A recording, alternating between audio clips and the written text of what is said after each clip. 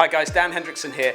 I'm just in the middle of a lesson and I thought what I would do is actually stop the lesson and just sort of produce a video because I think this is quite relevant to a lot of golfers out there. This is Dave. Some of you may have seen Dave before. He does some personal training with me. There's Dave and me in the gym. Right Dave, we've kind of hit onto something, haven't we? We've been focusing on a couple of things with your golf swing that I think are really, really important. We've kind of gone around in a bit of a circle with Dave. We've been working together now for a bit of time with coaching, and we keep kind of coming back to the same thing. So we're gonna try and make a bit of a shift this time that he has something to take away with that's gonna help him with the moves that he's been working on. Right, so a couple of the problems that Dave's got in his swing is he gets the club where he's got it out to in by 9.3 degrees, and then he's always getting the club face open to the path quite massively. So he's starting it almost on target, maybe even just right of target, and then really shifting off to the right-hand side.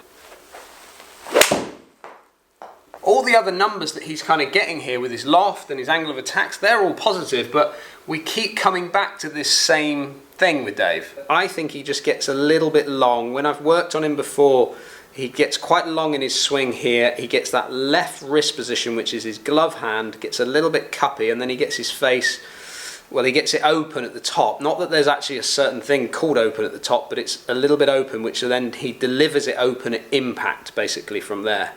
As you can see, as he starts to work that club down, he gets that club really what some would call over the top, but I don't like the fact that he's standing that shaft way up and he's chucking that club way away from him, and then as he comes through, I mean, you can even see there the way that that's coming through. He looks like he's going to get out to in on that swing.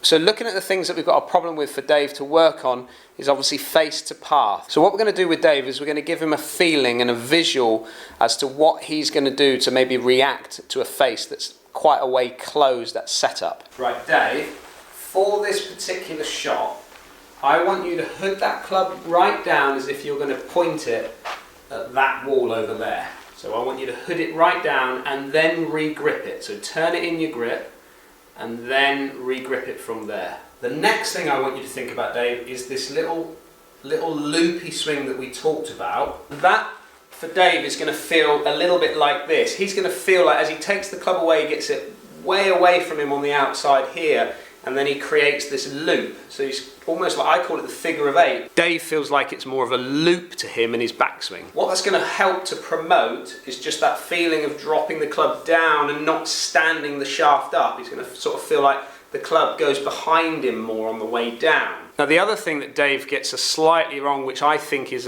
which creates a little bit of the standing up of the shaft, is that he can get quite long with his golf swing. So if we can just try and feel like he shortens the swing slightly, so feeling maybe like a 3/4 swing, it might just get him into a position that makes him feel a bit more comfortable to bring that club down more on the inside or lay the shaft down a little bit more. Right Dave, give us a go. Put that club face down, feel that small loop in the backswing with a little 3/4 swing and just rip it through.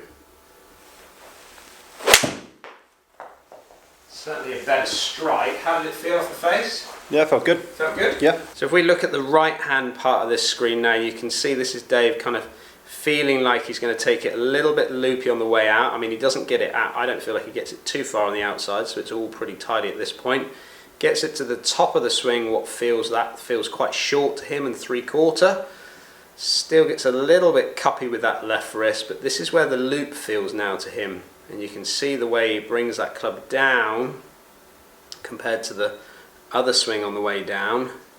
Really starting to lay that shaft down now, and then trying to work that club more, what feels like to him more from the inside to out approach, and certainly the difference in the way in which that club attacks the ball is very, very different just into impact. And we can see now from Dave's path that he's moved it from like 9 degrees out to in to now 0.6 degrees in to out. He's still maintaining good loft, his angle of attack is still slightly down on the ball, and he got a decent strike out of that particular shot. Right, how's that feeling now that we've done that and you've seen the numbers following it? Yeah, no, it's obviously quite easy to be fair. I sort of felt towards the end, obviously, it's quite comfortable. Yeah. Quite simple to do, to be fair. No swing thoughts are quite obviously small.